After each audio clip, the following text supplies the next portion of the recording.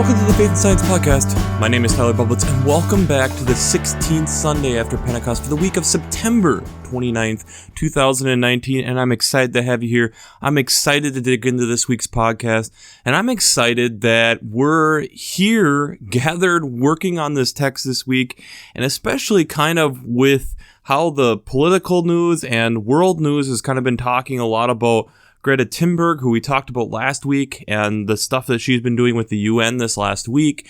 So it's kind of exciting to feel like we were working right in the middle of that and to be able to work with that. And I think it's a good subject to actually be thinking about and contemplating is what is our environmental impact? And like we've talked about the last couple of weeks is what is the cost? Maybe we don't see the cost initially, but just like you learn in any type of basic economics, is that there is no such thing as a free lunch. There is always a cost somewhere. And I think it's a great time to be contemplating that, thinking about that. And when we're thinking about kind of like what we talked about last week, what we're going to be looking at this week, I think there's a lot of tie-ins that we as a world need to confront and discuss.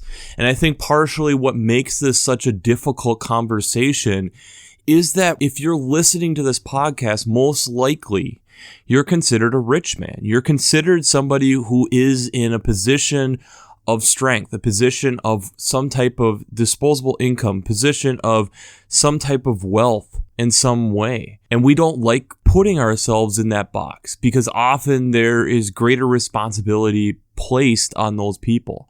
And we don't necessarily always want to feel that right out of the box, especially that most of us are probably born into these countries that have these economic powers. And when we're considering and thinking about the environment and where we're at right now, it's scary. It's a very scary thing. And I think, honestly, if you haven't had the opportunity yet to talk to your congregation, I think this is a great opportunity to look at that for this week. And if you want to use some of the stuff I've used the last few weeks, go right ahead. I think this is where the church is in this unique position right now, that you have the opportunity to make a stance, the opportunity to make a huge impact.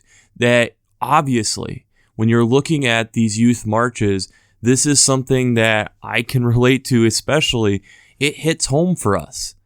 And when I've talked to different young people this week and talking about some of the different things that are going on and discussing how does the church fit into that, it's one of the things that has come up is, are you just going to talk the talk or are you actually going to walk the walk? If the church is honestly about social justice, about climate justice, talking about justice, then let's make a stand. Let's make a statement and actually follow through on it. Not just say words, but actively do something about it.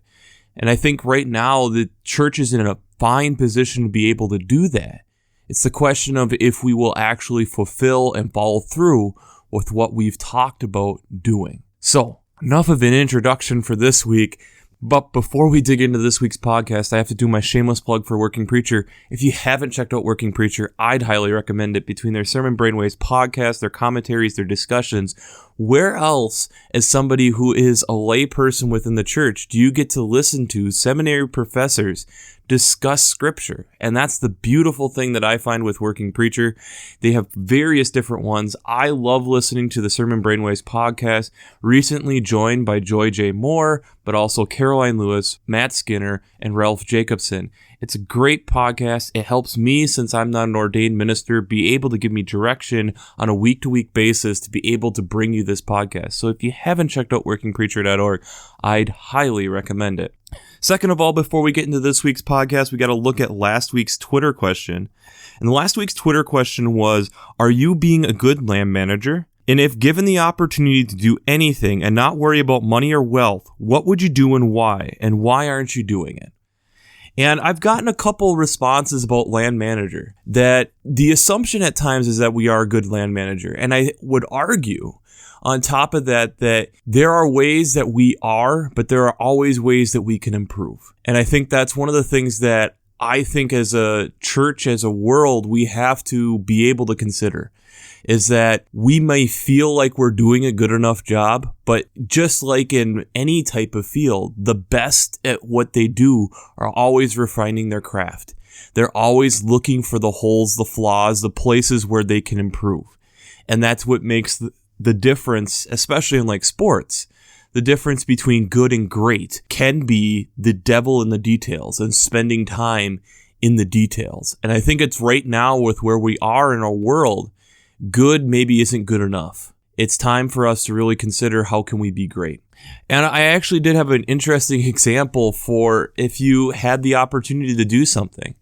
And there was a person that I know who is seriously considering purchasing a section of land that isn't an amazing piece of land, but part of it is just to buy it so that it can just stay the way that it is. Just let it be God's creation. And for them, there's also kind of some selfish ambition so that way there isn't stuff built on the land. And I think there's times where it can be a dual purpose like that. And I think there's a benefit to something like that. And I think at times we need to be able to consider that and to be able to think about what would that actually mean? What does it mean to buy land to not use and be okay with it? And seeing it in maybe pure finances as a loss, but look at the possible gain that comes from it. And I think that's another great example. And I think this week, this is kind of a subject that kind of gets continued and discussed further, especially based off the readings that we have. So buckle up. I think this week we continue to dive into that. And the examples that I pulled up this week, I found myself were a little surprising. It went in a little bit different way than I thought it was going to go. But I think this is a great lesson for us, and I think it plays in beautifully with the gospel. So let's get into it. The gospel reading this week is out of the Gospel of Luke, chapter 16, verses 19 through 31. And this is the story of the rich man and Lazarus. The rich man has all this wonderful things, dressed in purple, which was a hard color in the time that this was written, and fine linen, and feasted sumptuously every day. And then you have this man, Lazarus, who is covered with sores that the dogs are literally licking outside the gate of this man. And when both of them die, the rich man goes to Hades and the poor man goes to heaven. And that he is then crying out to Father Abraham to send Lazarus to dip his finger in water and cool his tongue. And Abraham pretty much states that, no, you ignored him throughout your life. Why would he come to you now? And so then he's begging on the behalf of his 5 brothers in his father's house that he may go back to him and warn them about this. And Abraham then replies, why would they listen to you? If they haven't listened to the prophets that we already have there, why would somebody raising from the dead change their mind? And one thing that was brought up in a text study that I was looking through this week, and I think it's an important thing to note, the rich man's name is never addressed, yet the poor man's name is. The rich man's name is never stated, but the poor man's name is. And I think at times we overlook that. We assume power as being notoriety. And yet in this case, it's the complete opposite. And I think it's something to consider.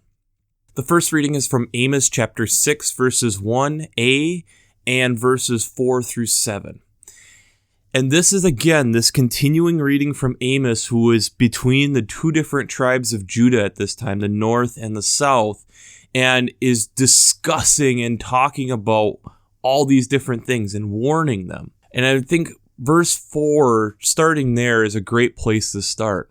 Alas, for those who lie on beds of ivory and lounge on their couches and eat lambs from their flock and calves from the stall, who sing idle songs to the sound of the harp like David improvised on instruments of music, who drink wine from bowls and anoint themselves with the finest oil, but have not grieved over the ruin of Joseph, which would be the whole Judea. Therefore they shall be the first to go into exile, and revelry of the loungers shall pass away. That's verses 4 through 7. The idea of, because they were so consumed with themselves, so consumed in the wealth, that they're missing the point. They're missing the point of the people that they're being trampled on, the separation, the tear that is there because they aren't actually being observant to it. The alternative first reading is from Jeremiah chapter 32, verses 1 through 3a and 6 through 15. Interesting reading, I feel, to have it this week, but you have Jeremiah getting this word and talking to the people that going through certain channels to purchase this land that isn't necessarily needed, but to be set aside for the Lord. That this land is here and God has ways that he wants to prosper the land, but it needs to be purchased. But it doesn't seem like it's needed at the time. And it coming out of the last verse, verse 15, "For thus says the Lord of hosts, the God of Israel, houses and fields and vineyards shall again be brought into the land." And like this was the beginning of doing that into the promised land. So again, the idea of sometimes taking a risk and following where God is leading, which then leads us to where his initial intention actually is. The psalm this week is Psalm 146. And again, this is the idea of praising God, but we can't take anything with us, and that God sets us free from these burdens that we have by not letting us bring all this stuff with us, and that we cause ourselves our own pain because we try bringing it with us. Actually, there was a fun little joke that we had this week at Tech Study that this man is very concerned about his wealth and has this gold and continues to boil it down until he has bars of gold. And when he dies and gets to heaven, somehow this suitcase of gold is with him. And so when he gets to the gate, Peter then says, "So why'd you bring pavement?" Because their roads are paved with gold. And so this idea of that we can't bring things with us. We have to be okay with just letting it go. The second reading this week is from 1 Timothy chapter 6, verses 6 through 19. And again, this kind of builds upon this idea that it's very easy for us to fall into temptation and tempt the heart with things that pass away, the things that are of ruin. For the love of money is the root of all kinds of evil, and in their eagerness to be rich, some will have wandered away from the faith and pierced themselves with many pains, coming from verse 10. So this idea that our wealth can distract us from what is actually the truth of where we're going. And that is through Christ alone that we're able to move forward and be able to see the light, if you want to put it that way, of what Christ is really trying to pour into us. I think this week pours into that when you take into account what's been going on with our world, with the discussions of UN and all these different compounding factors and how fast the world seems to be moving right now. And we often then miss the point because I feel like, again, when we're having these discussions, we're so worried at times about the bottom line that we end up, I think, because of our wealth, missing the point. This week, I was really highly influenced a lot by the first reading in Amos and the gospel text. And so one of the things that I had decided when I was listening and reading through these texts was I'm going to go and try to find an extinct animal that was a hoarding animal that would stash stuff away. And essentially, it didn't adapt fast enough to the changing times in which it were in.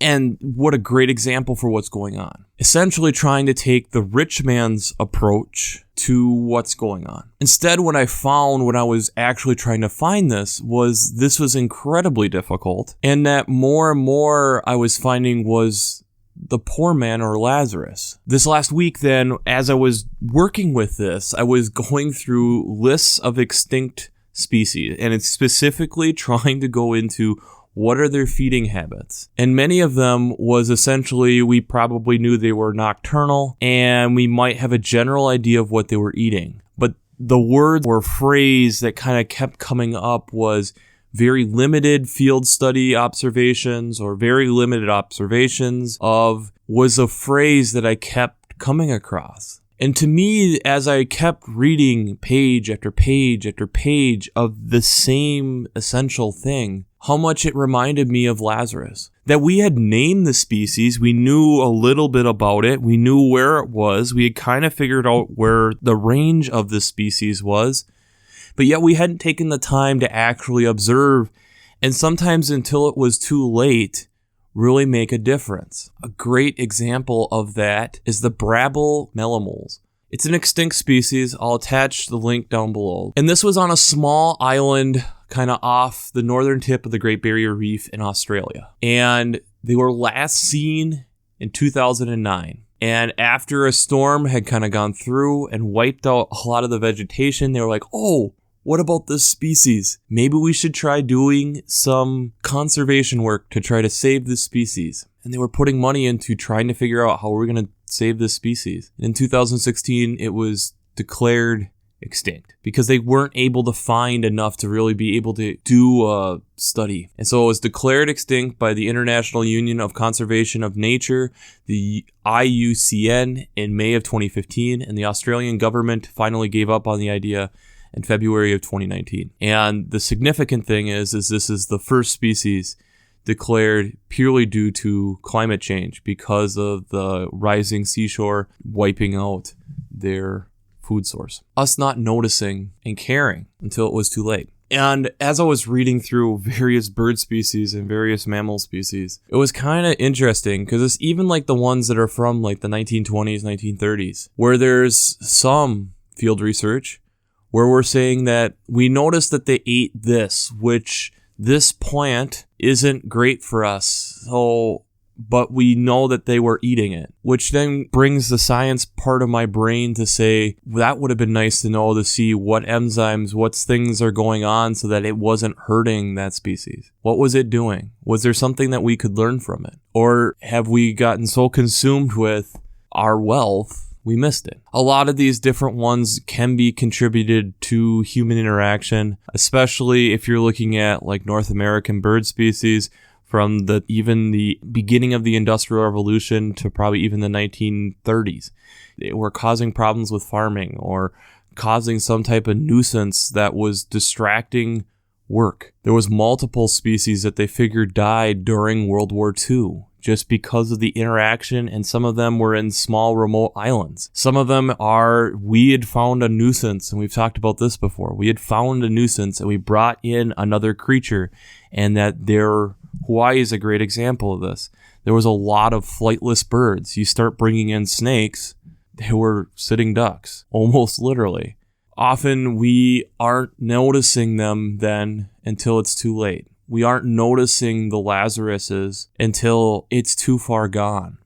And I think part of what, if you want to hear from a younger person's perspective, part of why this is so frustrating is that we are seeing this, and yet there's so many who are turning a blind eye to it. Yes, extinction is a part of life, but we also know from fossil records what the general extinction rate of things are. And we're at about 5 times the rate of that. And I'll attach a link down below to extinction rate. When we're seeing that, that isn't just coincidental. That takes some type of purpose. And if you want to claim it as climate change, great. If you want to claim it as human interaction, great. Either way, it means that there needs to be a change. Just like we want to have diversity with people, diversity of a planet is vastly important. It's because of the diversity of people we're able to conquer and think of and figure out these big problems that are in front of us.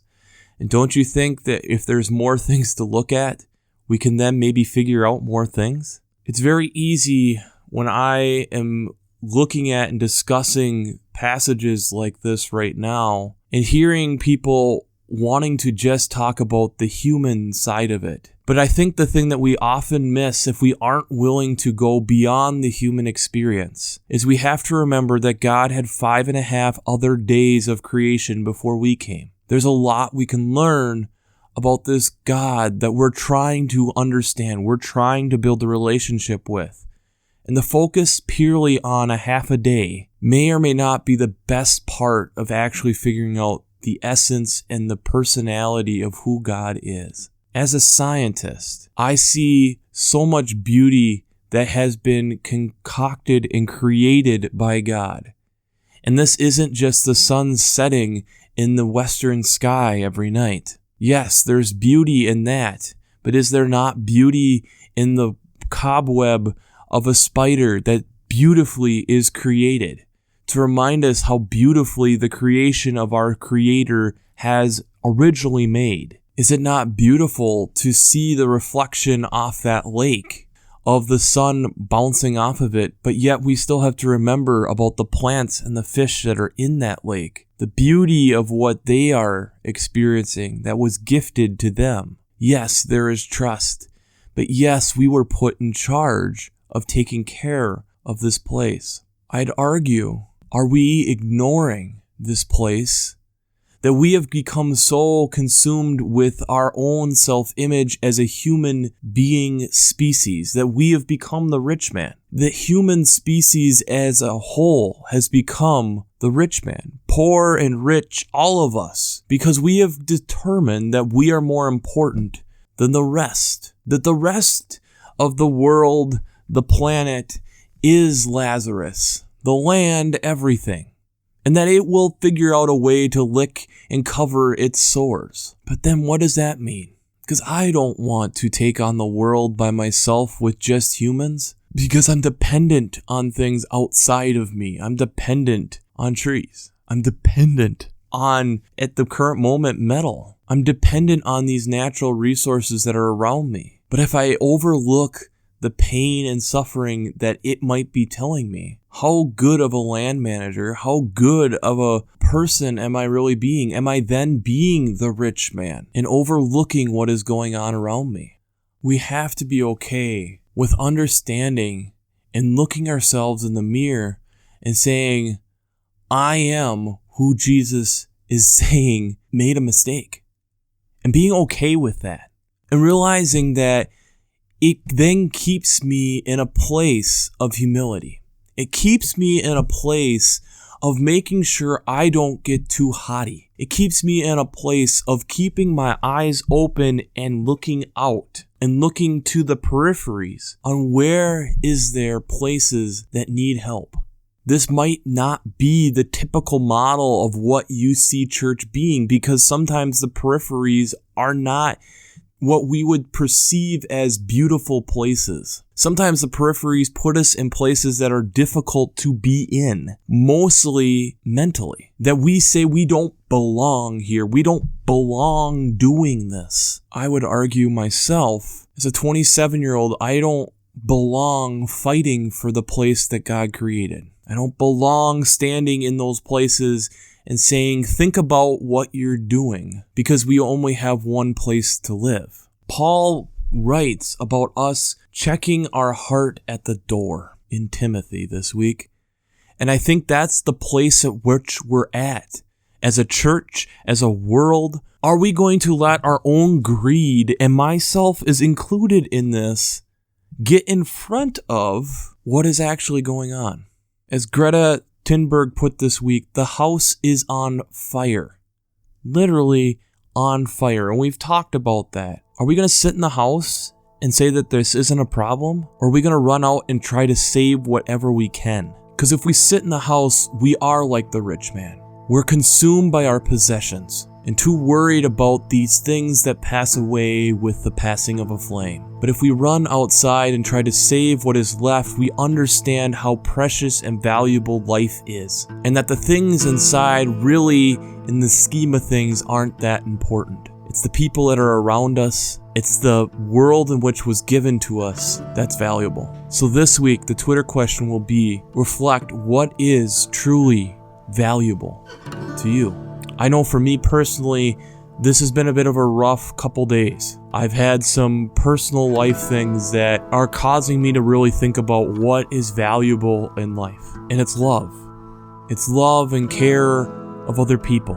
And I would argue that love and care needs to extend to our Creator. And if we're going to be able to say that, we should care about His creation also. And so, we'll wrap this up as we always do. I pray God blesses you through your faith and amazes you through science.